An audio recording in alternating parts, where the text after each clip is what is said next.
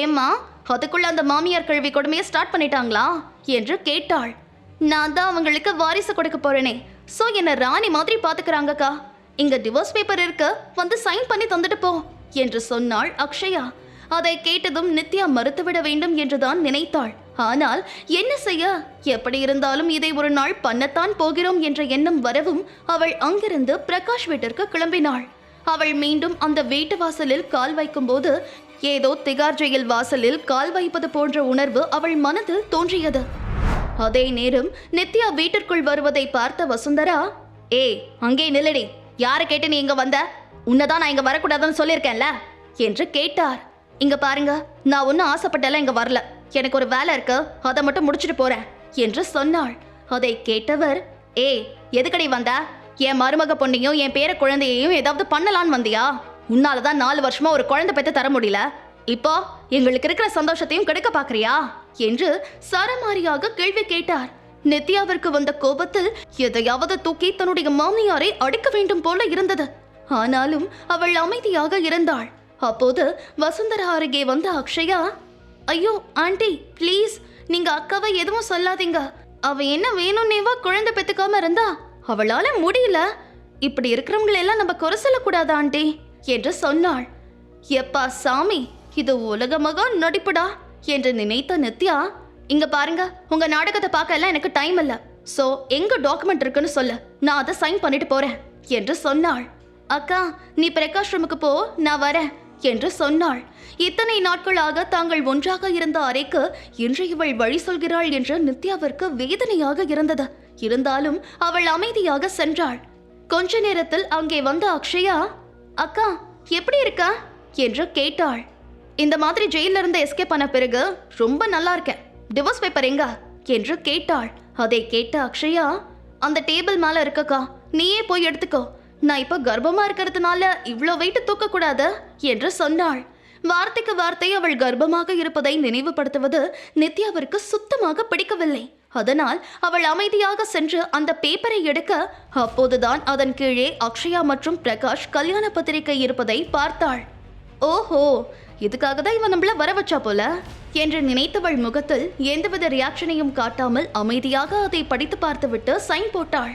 அந்த டிவோர்ஸ் பேப்பரில் பிரகாஷ் குடும்பத்திலிருந்து பணத்தை வாங்கக்கூடாது என்பதை தாண்டி பெரிதாக எந்த விஷயமும் அவளுக்கு தவறாக படவில்லை. எனவே அக்ரிமெண்டை சைன் செய்துவிட்டு அக்ஷயாவிடம் நீட்டினாள். அக்கா, உனக்கு ஒரு விஷயம் தெரியுமா? உனக்கு குழந்தை பிறக்காததை மறைச்சு நீ அவர் கூட இருந்ததுனால அவர் உன் மேல 1 கோடி ரூபாய் நஷ்டஈடு கேட்க போறதா சொன்னாரு. நான் தான் சொன்னேன், என் அக்கா பாவம், அவ படிக்காதவ, அவளால 10,000 கூட சம்பாதிக்க முடியாது, அதனால அவகிட்ட காசு கேட்காதீங்கன்னு. அவரும் சரின்னு சொல்லிருக்காரு. உனக்காக இவ்ளோ பெரிய உதவி பண்ணிருக்கேன் என்று சொன்னாள். அவளை நம்ப முடியாத பார்வை பார்த்தவள், பிரகாஷுக்கு அந்த அளவுக்கு பண கஷ்டம் இருக்கு, என்கிட்ட பணம் வாங்கிதான் பழைக்க முடியுங்கிற நிலைமையில இருந்தான்னா அவனை என்கிட்ட வந்து பேச சொல்லு, நான் அவனுக்கு பணம் ஏற்பாடு பண்ணி தரேன் என்று சொன்னாள். அதை கேட்ட அக்ஷயா கோபம் கொள்ள அவளை பார்த்தவள், இங்க பாரு, எது எப்படியோ, இனிமே நீ பெரிய பாவ கஷ்டப்படுத்தாத மாதிரி நடந்துக்கோ என்று சொன்னாள். அதை கேட்ட அக்ஷயா, அட போகா, எப்ப பாரு இந்த ஆளுக்காக யோசிச்சே வாழ வேண்டியதா இருக்கு. வெறும் வாட்ச்மேன் வேலை மாசம் 10,000 சம்பாதிக்கிற இந்த ஆளுக்கெல்லாம் எதுக்கு பொண்டாட்டி குழந்தைங்க? இந்த ஆள் இருக்கிறதுக்கு செத்திருந்தா கூட இந்நேரம் நான் நிம்மதியா இருந்திருப்பேன் என்று சொன்னாள். அவள் அப்படி சொன்னதும் கோபம் கொண்ட நித்யா பளார் என்று அவள் கன்னத்தில் அறைந்தாள். ஓவரா பேசின வாயா உடைச்சிருவேன், ஒழுங்கா இருந்துக்கோ என்று சொல்ல, அப்போது அங்கே வந்த வசுந்தரா, ஏய் என் மருமக பொண்ணு அடிக்கிறியா? பாவம், அவ மாசமா இருக்கிற பொண்ணுன்னு கூட பார்க்காம அடிக்கிறியே, உன் கை கால் எல்லாம் விளங்காம போயிடும் என்று சொல்ல, அதை கேட்ட நித்யா, இங்க பாருங்க, இப்போ நீங்க ஏன் மாமியார் இல்ல, அதனால என்ன உங்க இஷ்டத்துக்கு திட்டினா நான் கேட்டுட்டு இருக்க மாட்டேன். அங்க விழுந்தது இங்க விழும், அதோட நீங்க பண்ண கொடுமையை நீங்க மறக்கலாம், ஆனா நான் மறக்கல என்று சொன்னவள் அமைதியாக அந்த இடத்தை விட்டு சென்றாள். அவள் செல்வதை பார்த்த வசுந்தரா நித்யாவை நன்றாக திட்டினார். அவர் திட்டுவதையெல்லாம் கேட்டும் கேட்காத மாதிரி வந்துவிட்டாள் நித்யா. அவள் இரவு அந்த ரகசிய மாஸ்க் மனிதனுக்கு சமைக்க வேண்டும் என்பதால் சில பொருட்களை வாங்கி கொண்டு சென்று சமைக்க ஆரம்பித்தாள். சரியாக இரவு 8 மணிக்கு அவள் சமைத்து முடிக்க, அப்போது கதவு தட்டும் ஓசை கேட்டது. அதை கேட்டவள் அவன் வந்துவிட்டான் என்பதை உணர்ந்தவள் கிச்சன் லைட்டை அணைத்துவிட்டு வெளியே வர, அவளை சட்டென்று இழுத்து அணைத்துக் கொண்டவன் அவள் முகத்தை பார்த்து, என்னாச்சு உனக்கு, ஏன் சோகமா இருக்கா என்று கேட்டான். அவன் அப்படி கேட்டதும் ஷாக் ஆனவள், எனக்கு ஒன்றும் இல்லை, நான் நார்மலாக தான் இருக்கேன், நீங்க சாப்பிட வாங்க என்று சொன்னாள். அதை கேட்டவன், நான் அப்புறமா சாப்பிட்றேன், நீ முதல்ல சொல்ல என்று சொன்னான். அவனிடம் முழுவதும் சொல்ல முடியாதவள், அது நான் என் மாமியார் வீட்டில் என்னை எப்படி கொடுமைப்படுத்தினாங்கன்னு நினச்சி பார்த்தேன், அதான் கொஞ்சம் கஷ்டமாயிடுச்சு என்று சொன்னாள். அதை கேட்டவன், ஏன் நீ அந்த கஷ்டத்தெல்லாம் தாங்கிக்கிட்ட என்று கேட்டான். நான் என்ன பண்றது, எங்க பெரியப்பாவே பாவம், அவர்கிட்ட போய் நான் என் வாழ்க்கை வீணாடுச்சுன்னு சொல்லி வேதனைப்படுத்த முடியாது இல்லையா என்று கேட்டாள். நீ சொல்றது ஒரு விதத்துல சரிதான், ஆனா நான் ஒன்று சொல்லுவேன், அதை நல்லா கேட்டுக்கோ. நம்மளுக்கு இருக்கிறது ஒரே ஒரு வாழ்க்கை தான். ஸோ அதை நமக்கு பிடிச்ச மாதிரி வாழணும். அவங்களுக்காக இதை பண்ண, இவங்களுக்காக இதை பண்ணேன்னு நீ எது பண்ணாலும் லாஸ்ட்ல நீ தான் கஷ்டப்படணும் என்று சொன்னான். அதை கேட்டவள் அதுவும் உண்மைதான் என்று சொல்லிவிட்டு அவனை பார்த்து, நான் உங்ககிட்ட ஒன்று கேட்கலாமா என்றாள். தாராளமா கேளு என்றான். உடனே அவள், அது உங்க ஏஜ் என்ன என்று கேட்டாள். அதை கேட்டவன் அமைதியாக இருக்க, சொல்ல முடியாதுன்னா பரவாயில்ல, நான் தப்பா எடுத்துக்க மாட்டேன் என்று சொன்னாள். குட் பேபி கேர்ள், என் பர்சனல் கேள்வியை என்கிட்ட கேட்காம இருக்கிறது தான் நல்லது என்று சொன்னான். அதன் பிறகு நித்யா அமைதியாக இருக்க, நீ பிரகாஷ உண்மையா லவ் பண்ணியா என்று கேட்டான். அவன் அப்படி கேட்டதும் பதட்டமானவள் என்ன பதில் சொல்ல என்று தெரியாமல் முழித்தாள். உண்மையில் அவளுக்கு கூட அதற்கான பதில் தெரியவில்லை. நித்யா காஃபி ஷாப் ஒன்றில் வேலை பார்த்து கொண்டு இருக்கும்போது பிரகாஷின் தாத்தா அங்கே வந்திருந்தார். அவருக்கு அப்போது உடல்நலம் சரியில்லாமல் போனதும் நித்யா தான் அவரை காப்பாற்றினாள். அதற்கு நன்றி கடனாகத்தான் தாத்தா அவளை பிரகாஷுக்கு கல்யாணம் பண்ணி வைத்தார். நித்யாவிற்கு ஆரம்பத்தில் இந்த திருமணத்தில் விருப்பம் இல்லை. ஆனால் தாத்தா அக்ஷயா படிப்புக்கு தேவையான பணத்தை தருகிறேன் என்று சொன்னதால் வேறு வழியில்லாமல் ஒத்துக்கொண்டாள். தாத்தாவிற்கு வயதானதால் அப்போது பிரகாஷும் வேறு வழியில்லாமல் ஓகே சொன்னான். ஆனால் அதன் பிறகு அவர்களுக்குள் பெரிதாக எந்த உறவும் இருக்கவில்லை. அதையெல்லாம் யோசித்தவள் இவனுக்கு எப்படி எக்ஸ்பிளைன் செய்வது என்று புரியாமல் விழிக்க, அப்போது அவளை அழைத்தவன், நான் சிம்பிளா ஒரு கேள்விதான் கேட்டேன், அதுக்கே பதில் சொல்ல இவ்வளோ யோசனை? நீ இந்த கேள்விக்கு பதில் சொல்லலைன்னா கூட பரவாயில்ல, ஓகேவா என்று சொன்னான். அதை கேட்ட பிறகுதான் அவளுக்கு நிம்மதியாக இருந்தது. அவனை சாப்பிட அழைத்து வந்தாள். இருவரும் சேர்ந்து சாப்பிட்டார்கள். அவனுக்காக சப்பாத்தி, இடியாப்பம், குருமா, கார்ன் சூப் என எல்லாம் செய்திருந்தாள். அதை சாப்பிட்ட உடனே அவனுக்கு பிடித்திருந்தது. அதை கவனித்தவள் அவனுக்கு மீண்டும் அதை வைத்தாள். அவன் முகம் தெரியவில்லை என்றாலும் அவன் ரசித்து சாப்பிடுவது அவளுக்கு பிடித்தது. பிரகாஷ் இப்படியெல்லாம் சாப்பிடவே மாட்டான். அதோடு அவள் இவனுக்கு செய்தது போல் யாருக்காகவும் விரும்பியெல்லாம் சமைத்ததும் இல்லை. அவள் அதையெல்லாம் யோசித்தபடி அவனை பார்க்க எதிர்ச்சியாக அவளை கவனித்தவன், ஓய் என்ன ஆச்சு, ஏன் என்ன அப்படி பார்க்கிற என்று கேட்டான். அதை கேட்டவள், ஒண்ணுமில்ல என்று சொன்னாள். அவள் சொன்னதை கேட்டவன், இங்க பாரு, நானும் சாதாரணமான பையன்தான், நீ இப்படியே பார்த்தா அப்புறம் என் மனசு மாறிடும் என்று சொன்னான். அவன் சொன்ன வார்த்தையின் அர்த்தம் அவளுக்கு புரியவே இல்லை. அட என்ன இவரு மாஸ்கெல்லாம் போட்டுக்கிட்டு எப்பவும் இருட்டிலேயே வாழறாரு, ஆனா தன்னை என்னவோ ரொம்ப சாதாரண ஆள் மாதிரி சொல்றாரு என்று யோசித்தவள், இல்ல எனக்கு நீங்க எனக்காக இவ்வளோ பண்ணியிருக்கீங்க, என் பெரியப்பா உயிரோடு இருக்க காரணமே நீங்க தான். ஸோ உங்களுக்கு என்னெல்லாம் பிடிச்சிருக்கோ அதெல்லாம் நான் பண்றேன். சமைக்கிறது, ட்ரெஸ் வாஷ் பண்றது, வீடை கிளீனா வச்சுக்கிறது எல்லாமே நான் பெஸ்டா பண்ணுவேன் என்று சொன்னாள். அவள் சொன்னதை கேட்டவன், இதெல்லாம் ஓகே தான், ஆனா எனக்கு வேலைக்காரி வேண்டாம், ஒரு பார்ட்னர் தான் வேணும். நீ உன்னையே ரொம்ப தாழ்த்திக்கிற, அதான் பிரச்சனை. இது எல்லாத்தையும் நான் மாத்தி காட்டுறேன்.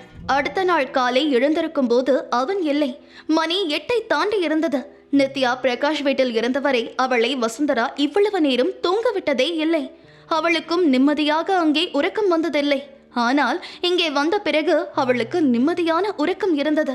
அதையெல்லாம் நினைத்தவள் அமைதியாக இருக்க, அப்போது அவள் போன் அடித்தது. உடனே போனை அவள் அட்டன் செய்தாள். அந்த பக்கத்தில் இருந்து பேசிய ஜெனி, ஹே நித்யா, ஒரு குட் நியூஸ், உனக்கு குழந்தை பெத்துக்க முடியாதுன்னு வந்த ரிப்போர்ட் போய், உன்னால குழந்தை பெத்துக்க முடியும் என்று சொன்னாள். அதை கேட்ட நித்யா அதிர்ச்சி அடைந்தாள். அவளுக்கு என்ன சொல்ல என்றே தெரியவில்லை. அவள் ஒரு செகண்ட் அமைதியாக அந்த பக்கத்தில் இருந்த ஜெனி, ஹே உனக்கு நான் சொல்றது கேக்குதா இல்லையா என்று கேட்டாள். எனக்கு எல்லாம் கேக்குது. அப்போ எனக்கு குழந்தை பிறக்குமா? ஆனா ரிப்போர்ட் அப்படி வரலையே என்று குழப்பமாக கேட்டாள். அதையெல்லாம் கேட்ட ஜெனி, இங்க பாரு, நான் உனக்கு ஒரு காஃபி ஷாப் நேம் சொல்றேன், அங்க வா, நம்ம நேர்ல எல்லாம் பேசுவோம் என்று சொன்னாள். அதை கேட்ட நித்யா அங்கே கிளம்பி சென்றாள்.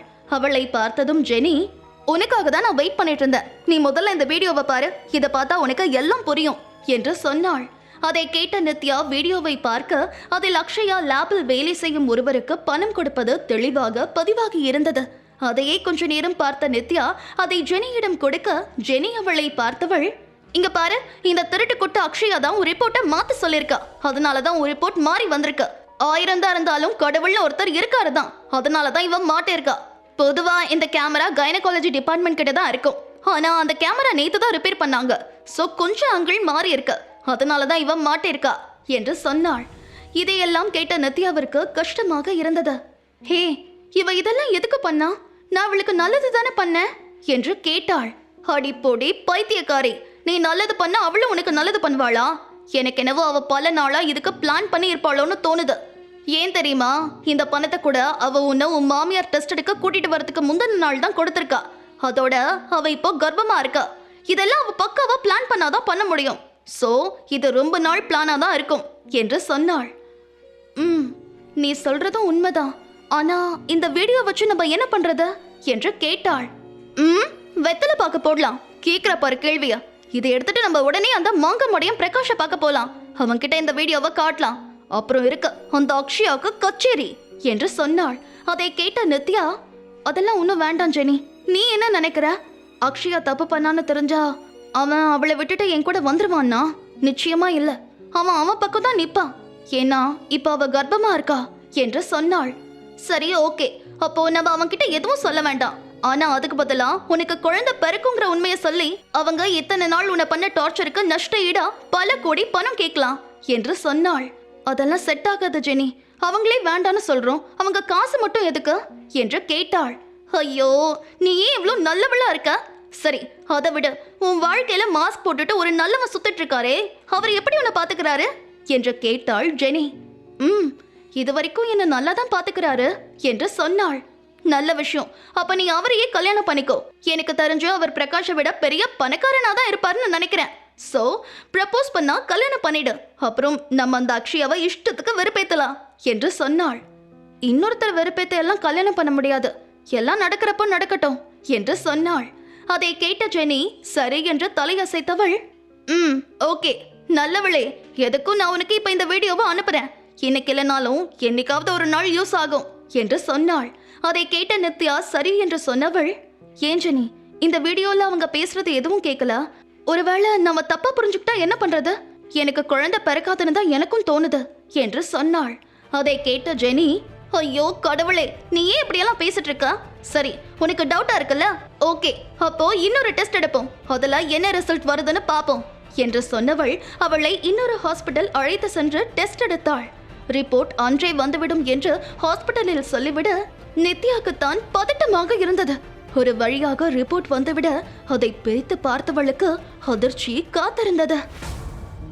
முழு கதையையும் கேட்டு மகிழ பாக்கெட் FM ஆப்பை டவுன்லோட் செய்யுங்கள். லிங்க் டிஸ்கிரிப்ஷனில் கொடுக்கப்பட்டுள்ளது.